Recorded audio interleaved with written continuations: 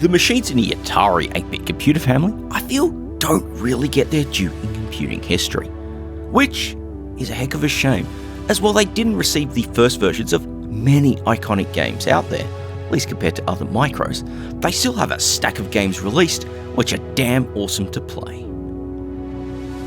Seeing these wonderful machines have been getting a little bit of love lately, I thought it might be a nice idea to showcase a bunch of games for them that I just think are neat. As usual, my preference for videos like this tends to be towards showing games which originated on the host platform over conversions and ports which came from elsewhere. In addition, I prefer to focus on games released during the machine's actual heyday, if only because that tends to be where interest lies for them, at least for many viewers, though modern games can serve as a follow-up should interest be there.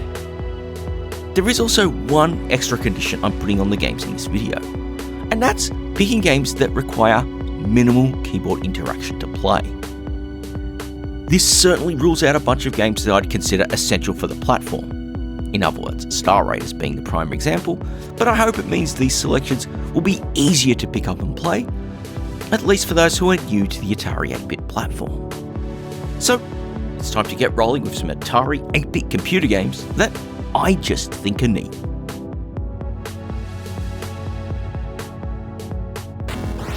Sports games aren't my typical gaming picks, but Lucasfilm Games' Ballblazer is one of those which manages to go against the grain and end up being one I rather enjoy. You can consider it a bit of a future sport. Whether you're playing against the computer in one of its 9 difficulty modes or against a friend, it's all about trying to score as many goals as possible before the clock runs out, or you get the max of 10. The first-person views offer some fluid visuals and plenty of responsive action, although you do need to get used to the way the view always shifts to face the ball when you're starting out. It offers up plenty of challenge, particularly in the way your goal starts shrinking as you score more and more points, driving up the pressure to be precise as matches start to draw to a close. Now, Ballblazer might have a bit of a simple concept, but the execution is really where this one gets exciting.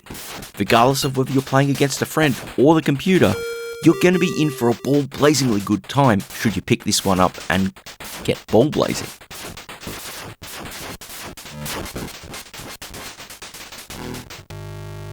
It's time to take to the air with the next game, Synapse's Blue Max from 1983.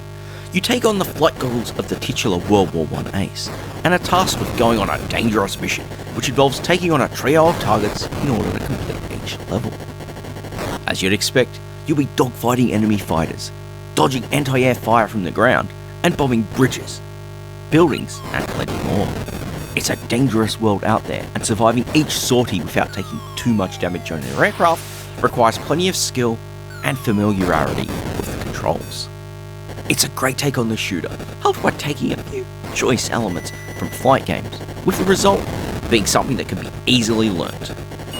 This results in Blue Max being a highly approachable game, one which happens to have a lot going for it to those who crave something a little more involved with their blasting.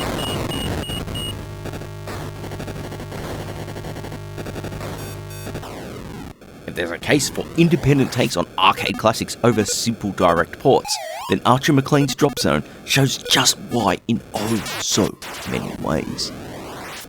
Sure, it takes more than a few cues from Defender, but I happen to find it a more enjoyable game to play, despite it being far, far more frantic than Atari's own conversion of the Williams classic. The basic concept is there, that is protecting the population of an alien world from an assault. The difference though is in the details. Unlike the original, you've got a safe spot you can get the humanoids to. It's really the big challenge when starting each stage. Getting them there as fast as you can is critical for their survival. Beyond that, it's all as you'd expect, with a cast of aliens channeling those original ones, but adding a familiar spin to them as well.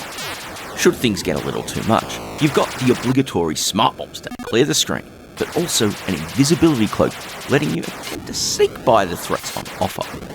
All up, Dropzone offers a fancy twist on an intense arcade classic but manages to feel even more intense, yet fairer for the player as well.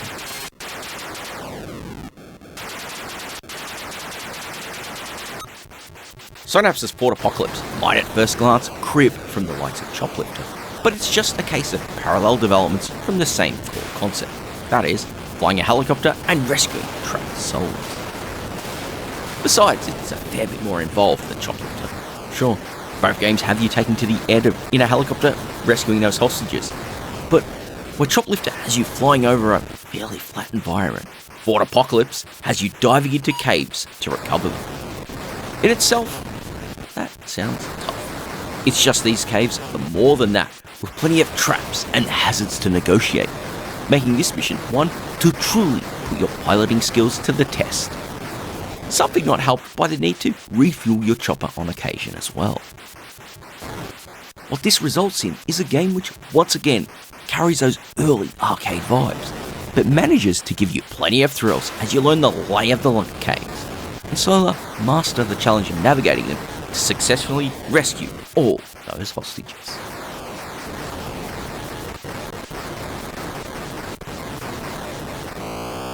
So we come to the first driver game of the list, and that is Activision's The Great American Cross-Country Road Race, released in 1985. Not only does it have the longest name of any game featured in this video, but it also stands apart in many, many ways for the driving genre.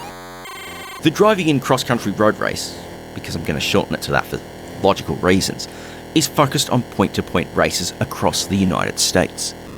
Where this really stands out though, is that you get to pick your route, and we're not talking in an outrun sense, not at all. Instead, you're given free rein to make your way across the country, and there's plenty of decisions to make on your route too, whether it's avoiding the worst weather conditions, or maximising the time on road when traffic happens to be at its least dense so you can keep the speed up. Throw in the need to avoid police speed traps and manage your fuel supply, and it's a thrilling driving game which continues to bring a load of joy to me every time I load it up and take to the road.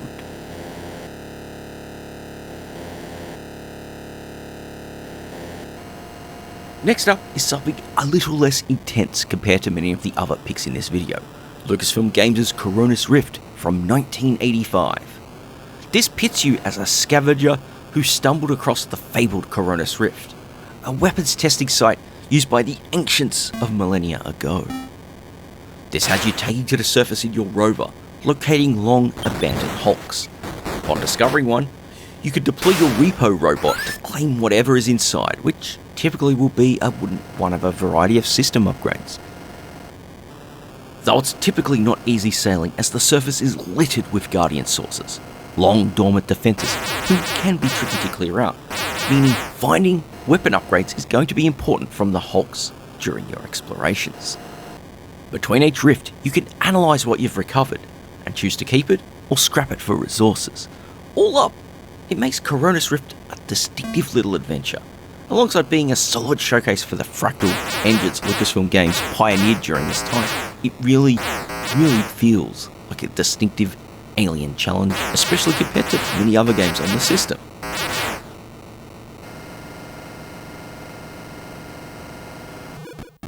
It's funny how scavenging world seems to be the point of this part of the video, as Activision's Pastfinder from 1984 is also centered around exploring long abandoned places in a far-off future.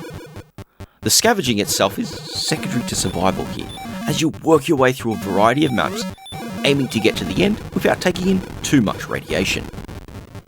On the way, you'll need to find items to scavenge, and others which can reduce the amount of radiation you've taken in, or slow the rate of absorbing it. Unsurprisingly, it means there's plenty of moments where you're going to be frantically trying to make your way to the end of the current zone, slowly watching that radiation bar tick ever closer to the limit. All up, Pastfinder might carry the simplistic ideas of other games of its time, but no, there is a lot more to its action under the surface, making it quite appealing for someone wanting more than just pure blasting action in their games.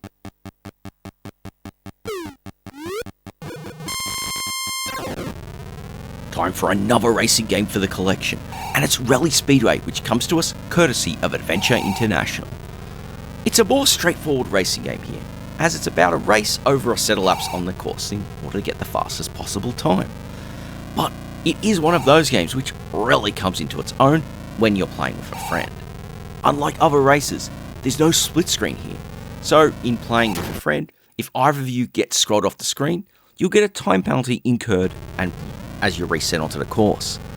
It results in the racing feeling quite a bit different, as you're going to be frantically trying to outdrive your rival. Make sure you stay on the track so you can get to the end, having had as few crashes as possible. It does carry one extra surprise though, and that's a built-in level editor. So if you've had enough of the course the game ships with, you can create your own little torturous tracks to pit you and your friends against to see who is the better driver out of you both.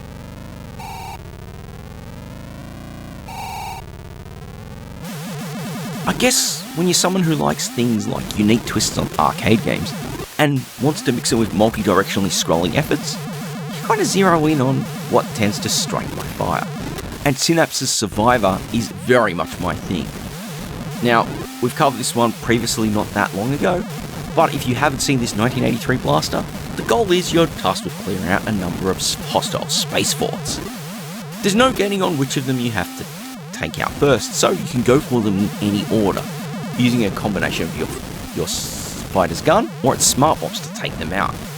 Precision is the name of the game here, especially with some of the more twisty areas of the forts to clear out. One thing which makes Survivor really stand out though, is that it's got cooperative support for up to 4 players. Splitting up the navigation, weapons and engine control of your fighter across a team is something I feel is ever so unique amongst games of this time. And so, if you're able to bring a party of 4 to the fore, then Survivor could make for a great party games in ways that few games on the Atari 8-bits could.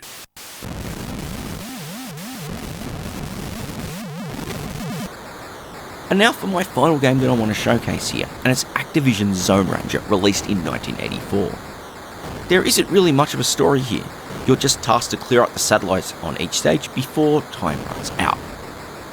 Underneath that though, there is some frenetic zapping that is to be done if you want to get far, because there's a load of asteroid debris floating about and enemies which will be more invasive as you fight on to later stages. Where I find Zone Ranger to come into its own though, is through the Inner Sanctum.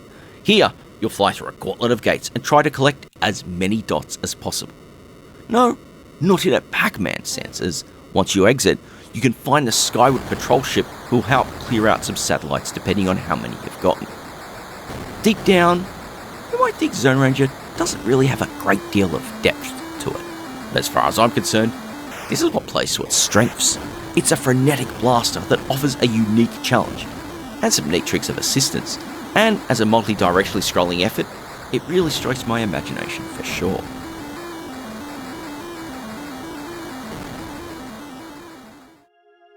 Boom! That's just a small selection of Atari 8-bit computer games I just think are neat. At least those which don't rely on lots of keyboard controls to play. Now, it is only a sampling of the wider Atari 8-bit library, because there's a heck of a lot of games out there for them, and, well, I haven't dived into this library as deep as I'd like. Anyway. Of course, it's something I intend to keep doing as I can, so at least so I can see some more cool games to enjoy for myself, and maybe I'll get to talk about them here at some point in the future. But it's probably as good as time as any to bring this one to a close, so if you happen to enjoy the episode, consider doing the usual YouTube things to let me know it was of interest. Also check the video's description, there is a load of things, other socials and whatnot, ways you can support the show, there for me to explain here if I want to keep this feeling punchy. But finally though, and honestly the most important thing for me to say, is to thank you ever so much for watching.